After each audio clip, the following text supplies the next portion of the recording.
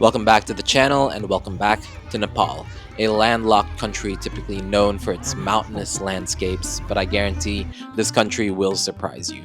I'm almost 100% sure that if I were to ask you what the first thing that comes to mind is when I mention Nepal, you would say Mount Everest, Chomolungma, maybe the Annapurnas, perhaps the Himalayas, but either way, some variation of big mountain with snow on top. But Nepal is much more than that, and after weeks of trekking in those breathtaking mountains, we decided it was time to delve deeper into Nepal and explore what else makes this unique country so special.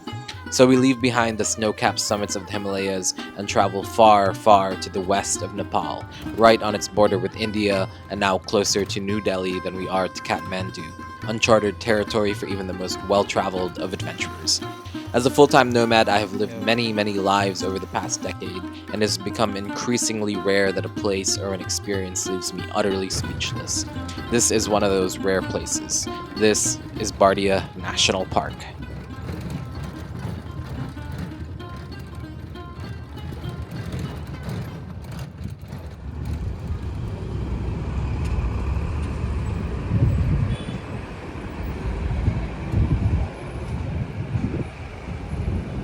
Leaving Pokhara behind after almost a week here, but we're ready for something different.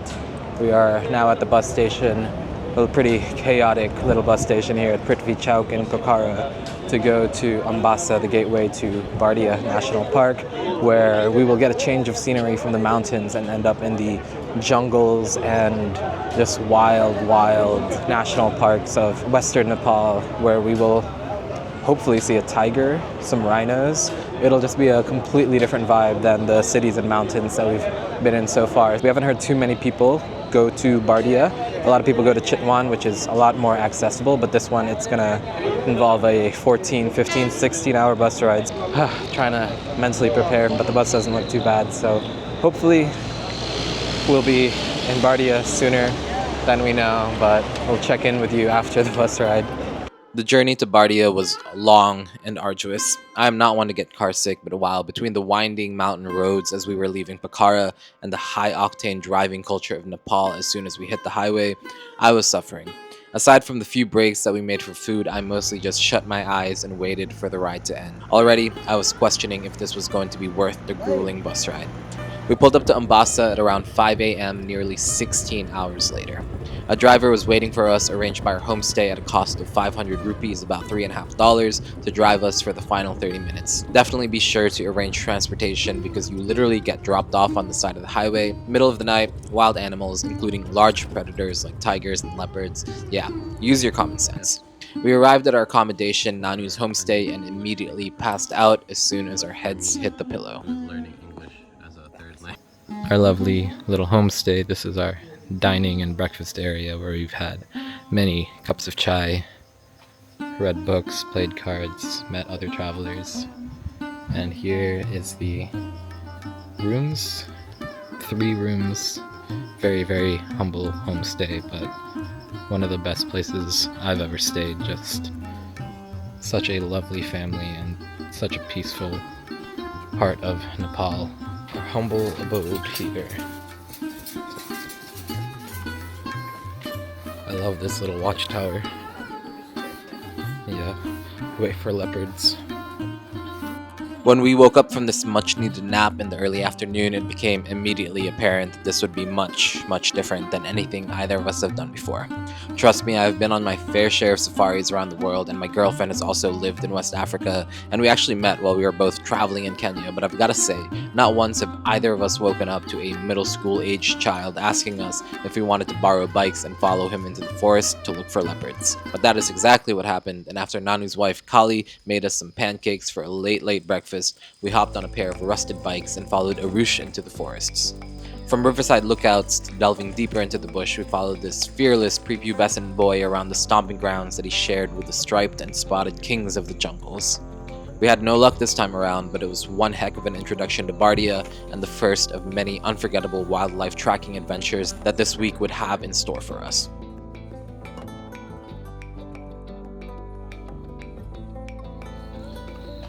Bright and early for safari day.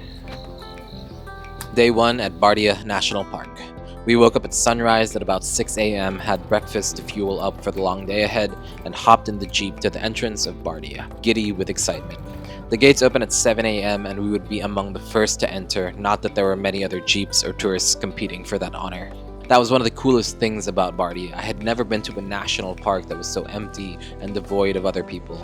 My prior safari experiences, save for one or two, have all been defined by big crowds and the rumbling of jeeps in the background. It becomes white noise while you're in those jeeps, but when you look back and watch the videos of the serene savannas of the Serengeti, all you will hear is the loud chugging of the Land Cruiser's engines. Bardiya was different, and the walking safari through Bardiya is one of the most unique ways I have ever experienced wildlife. It was immersive in ways that I didn't know possible, and honestly pretty intense at times, also none of which were in the ways that I expected it to be. It was peaceful and even meditative, but at the same time exhilarating. There was constant focus required, the use of many different senses, especially hearing and our sense of smell, since the tall grass made it impossible to rely on sight alone.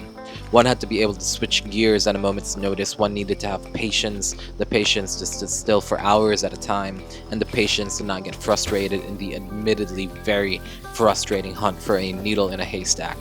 It sounds exhausting to get up at sunrise and go on a walking safari for almost 12 hours before returning around sunset, almost like a full-time job, but the reality is it isn't physically exhausting, but it can be mentally taxing. For the most part, the walking safari would entail of silently walking for 15 to 30 minutes between viewpoint to viewpoint, usually trudging through thick grass or dense forest. Occasionally, we would find the trail left behind by a tiger, from their droppings to the claw marks that they would scratch onto trees to mark their territory, and occasionally even footprints. Then we would plop down by the river for an hour or two, hoping to catch sight of a tiger, a rhino, a leopard, anything really, as it was making its way across the river, or taking a mid-afternoon swim, or just coming for water. I honestly think this cured my ADHD, at least temporarily, because I've never been able to successfully sit still for a few minutes, let alone for hours at a time. And instant dopamine rush who? Let me tell you right off the bat, it would be days and days before we would even see a single thing. Yet here I was waking up at 6 a.m. time and time again, so I could just sit still in a tree for stretches of 2 or 3 hours at a time. Amazing. Western medicine has never been able to fix me, yet here we are. Anyway, let me quit yapping for a bit so you can get some Bardiya National Park ASMR.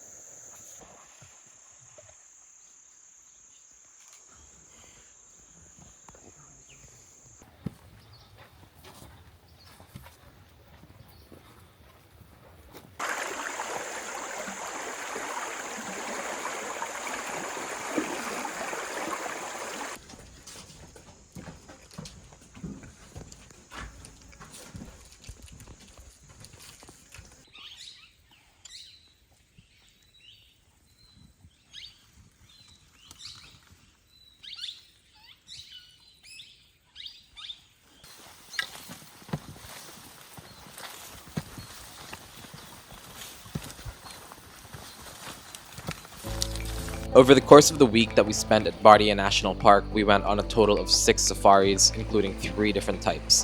The first type is the walking safari, which is the one that I've just shown to you and explained to you. We paid 3,500 rupees each for the entrance fee to the national park, lunch, and the entire day with our guide, which is one of the best value safaris you will find anywhere in the world. We were at the park from the moment it opened to the moment it closed, with Nanu by our side the entire time. I cannot recommend Nanu enough. He is an experienced guide who always put our safety first and was extremely passionate and knowledgeable about his craft.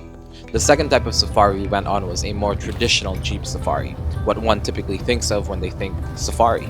You hop on a jeep, drive around, and look for animals from the comfort and safety of a vehicle. Safari day 2 this time. We are on jeeps here in Bardiya National Park. No luck yesterday, didn't see any elephants, rhinos, or tigers, so let's hope to cover some more ground today and take in as much as we can here in Nepal. Here's our jeep. Whoa, we're cruising today. Damn. Beep beep, the small jeep is yelling down the street. Dang. This one was more expensive, although the cost can be split depending on the number of people. Between the 2 of us and another Spanish guy from our hostel, the 3 of us paid 8,000 rupees each. It is much steeper, but you do cover a lot more ground. You explore a different part of Bardia entirely, mostly the forests, rather than the tall grassy plains near the rivers. We drove practically non-stop the entire day except for a lunch break and a few short stops at various watering holes and lookout points. The day was spent making our rounds between these watering holes, but alas, aside from a few tiger prints, we did not have any luck here either. As Nanu emphasized before we booked the pricier Jeep Safari, just because you cover more ground does not mean that your chances of seeing any animals get any better. The most heartbreaking part was when we heard the alarm calls of a deer signaling that a tiger was nearby, and we waited for half an hour near a bridge to see if it would cross our path. A local bus then drove past us and informed us that the tiger we were looking for had just crossed the highway in front of them, maybe 100 meters down the road, and we had just missed it. Like I said, it's like looking for a tiger striped needle in an enormous haystack.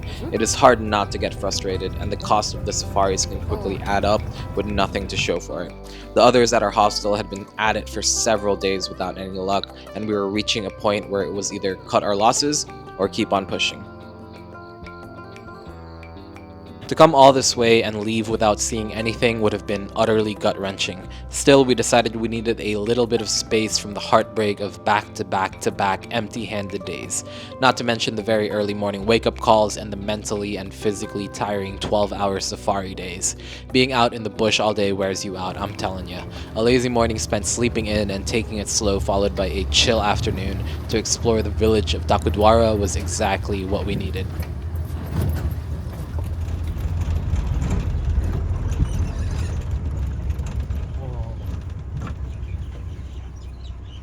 Here taking a much needed chill day after 2 full days of tracking a tiger that never showed up.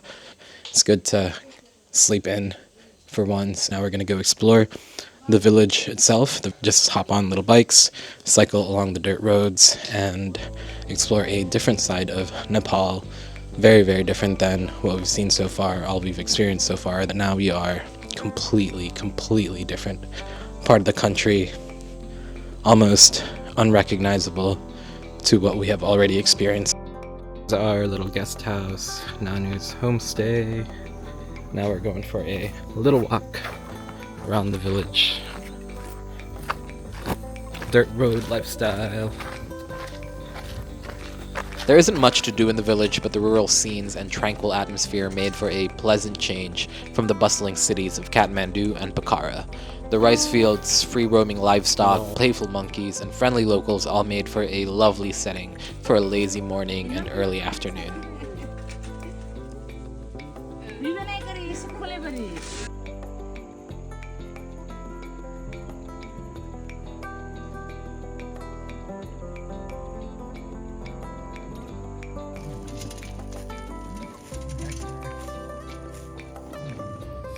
As we were taking our chill day, Nanu sent us a message and asked us if we wanted to try something different.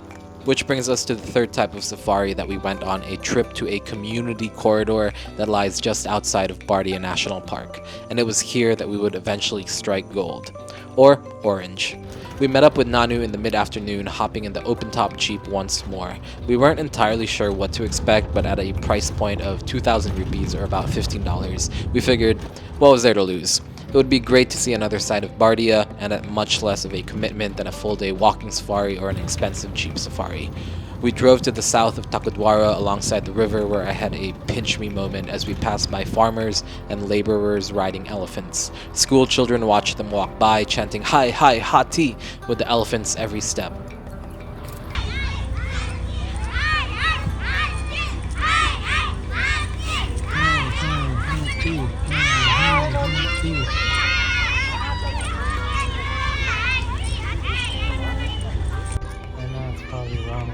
Setting aside judgment, ethical questions, it was simply surreal to witness, and a shock that left me absolutely speechless.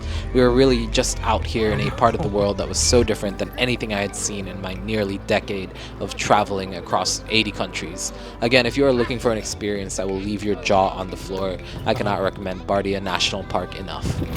We entered the Dalla community corridor, meeting up with a gentle-faced forest ranger riding atop his bicycle. He would stick with us during our 3 visits to the corridor over the next few days. We watched as this middle-aged man nimbly navigated the treetops to find us a good vantage point for the next few hours of wildlife spotting. Before climbing into the trees, Nanu hit us with a sobering reminder. This was not a place he typically took his guests or clients due to how dangerous it could be. A year prior, a safari guide had lost his life to a rhinoceros who charged at him and his client multiple times. His client was left with severe injuries, and the community was left in shock at the loss of one of their young members. Bardiya National Park is no joke, and having spent so much time with Nanu and his family over the last few days, the last thing anyone wants is to add any more risk to the already dangerous environments we were spending time in. We quietly sat in those trees until sunset, avoiding making a single sound or movement that might signal the wild animals to danger or any threats. On that first evening, we again left empty-handed, marking 4 straight days with nothing to show for.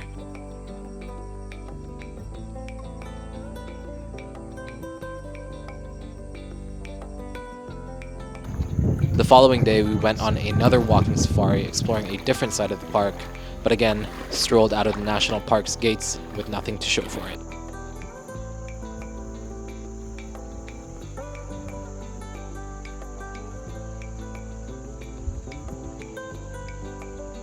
We went to bed on the 5th night as disheartened as we ever were, lacking the willpower to embark on another walking safari, nor the funds to hop on another jeep safari. After spending the 6th day walking around the town of Thakurdwara, this time with the family dog Gansha in tow, we asked Nanu if we could head back to the corridor one last time. Our bus tickets to Kathmandu were booked for the following afternoon, so it truly was now or never. Since Nanu was on a walking safari with another guest, another guide picked us up, and along with a friendly forest ranger, we sat in those treetops yet again. By now, we had learned to expect nothing, and the eager optimism that we had faced each day with had all but disappeared. We clung onto the branches of those trees as the sun continued to dip lower and lower into the sky.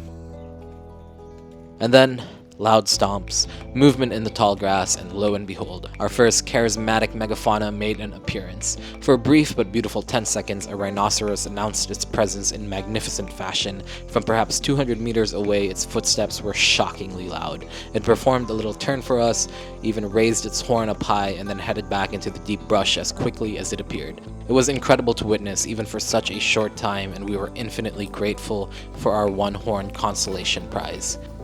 But you know what they say, when it rains, it pours. The floodgates were about to open, and when we rendezvoused with Nanu later that night, a sunrise scheme was brewing. Even without having seen the rhinoceros himself, Nanu had a hunch from its behaviors that tigers were nearby. The way it stomped aggressively towards the river as if looking for an agitator, the way it briefly looked around before returning silently into the bush, that plus Nanu's knowledge of the wild animal populations in that area led him to believe that the young, inexperienced tiger cubs were being a nuisance to this rhinoceros. With our bus to Kathmandu not until the afternoon, Nanu proposed a sunrise adventure, leaving the homestay at 5 a.m. to visit the community corridor one last time.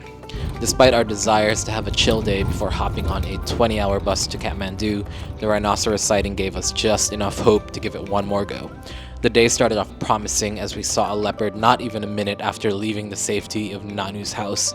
It crossed the road in front of us, studied us for a second or two, and then effortlessly leaped over the chain link fence separating, or at least attempting to separate, the village from the national park. The leopard had eluded me all throughout my many months of backpacking through Africa, and there it was when we least expected it. This spontaneous sunrise adventure had already proven itself worthy, and we agreed that we would leave Bardiya happy no matter what.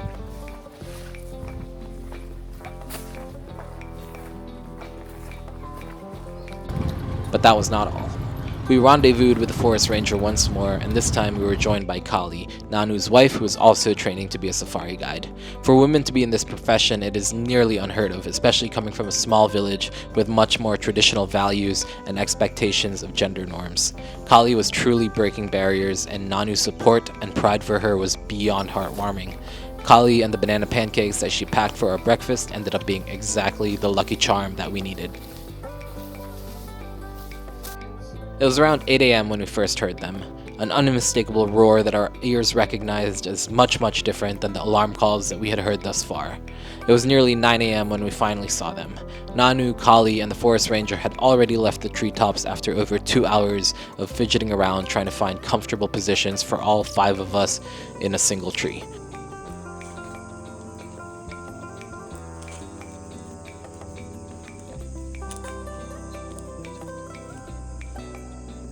My girlfriend and I stubbornly decided to milk every minute of our time in Bardiya and ate our banana pancakes from the canopy. Then, movement. Flashes of orange through the tall grass, only half of a body in sight, and we argued in quiet whispers whether it was just our misguided and inexperienced hopefulness willing it to be a tiger. It's just another stupid deer, I thought, but then the stripes became clearer and we frantically beckoned our guides back into the trees. Tiger, tiger! Just the day before, I had wrapped up reading the Jungle Book during one of our long stints of waiting by the river. Tiger, tiger. That was the title of the last chapter of Mowgli's escapades. Now here I was, myself, chanting, Tiger, tiger. The guides rushed back into the trees with furious dexterity, but not fast enough to see what we had seen. Fortunately, a minute later, the orange blur that we had glimpsed through our binoculars appeared once more. The tiger emerged onto the riverbanks, and then another, and then another. 3 tiger cubs out in the open, playing amongst themselves, frolicking along the river, almost as if aware of our invisible presence, acknowledging the teary-eyed audience as if to say, "Here is what you came for. Are you not entertained?"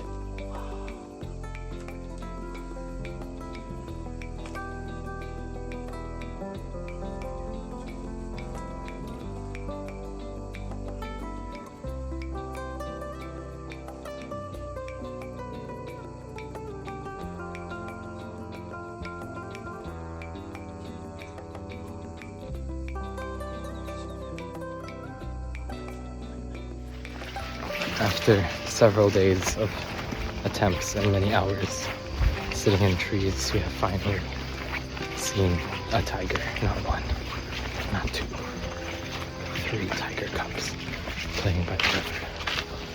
Wow, what a way to end our time here in Thakurdwara in Bardiya National Park. Literally at the 11th hour, it just outpoured in animals. It's like all of our luck saved itself for this morning. We weren't even planning to really do anything this morning. Like yesterday was kind of our last foray into the jungle, and we managed to see a rhinoceros then.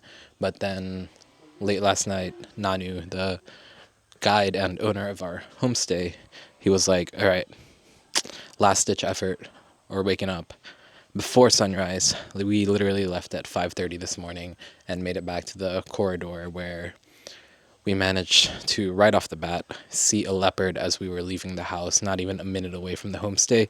A leopard just, crossed the road in front of us and jumped back into the park. And then after a few hours of waiting in the trees, finally 3 tiger cubs made a wild appearance. We heard the alarm calls early on, and then we even heard the growl of a tiger, probably the mother scolding its children, and we knew they were there. But even then, we were planning to stay until around 9 a.m., and it was 8:48, and we were already kind of accepting our fate, having breakfast. We were eating literal banana pancakes in the trees, and Then we saw two animals pop out, and at that point we were like, is that a deer? It was so far away, and it was like half in the bushes, and we thought maybe it was spotted deer. And then they turned around, and we saw that it was the two tiger cubs, and we started yelling at everyone to come back up into the trees. We were like, tiger, tiger, tiger. And then they all came back up, and after a few minutes of little more nothing, they all popped out and came down into the river, and we, for about 2-3 minutes, we were able to see them just playing around, hanging out, and yeah, just otherworldly. What a way to end our time here in Bardia. This was truly a special experience, and one of the most memorable I've had throughout all of my travels. I did not know what to expect when I came to Bardia, but this remote little region of the world just filled my heart and soul and spirit with countless emotions, the vast majority of them fantastic. But all good things must come to an end, and this short but sweet little pocket of life has to come to a close at some point. Our travels around Nepal must continue, but not before a beautiful send-off from Kali, Nanu, and their family.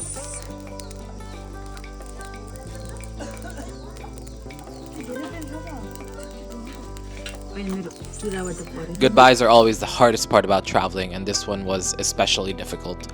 Over the course of the week that we spent at Bardia, staying at Nanu, spending entire days with him in challenging situations, and growing close to the family, yeah, it was a pretty emotional farewell.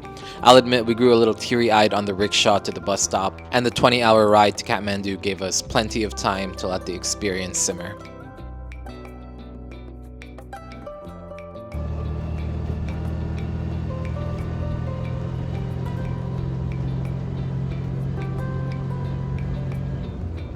Bardiya National Park belongs on any true adventurer's bucket list. Those long safari days spent immersed in nature, there is just nothing like it.